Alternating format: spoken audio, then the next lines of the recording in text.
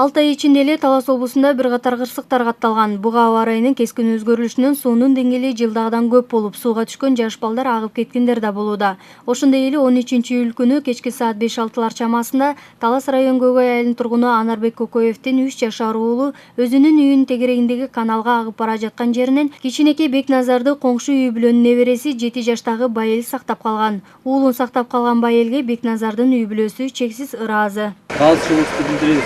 Рахмат.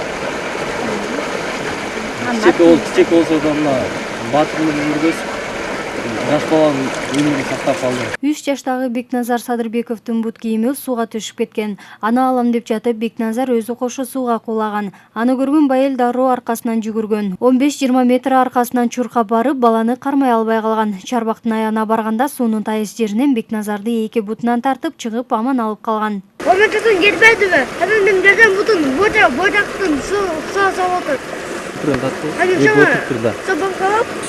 Стат болду.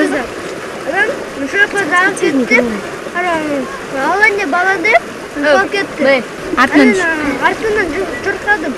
Эскерте кетсек, кичинекей балдарды карообуз калтырбай, аларга жакшылап көңүл буруубуз зарыл. Анткени учурда аба ырайынын өзгөрүүсүнөн бир катар кырсыктар катталууда. Гүлжамал Багышбекова, Чыңгыз Бокошев, Талаш шаары.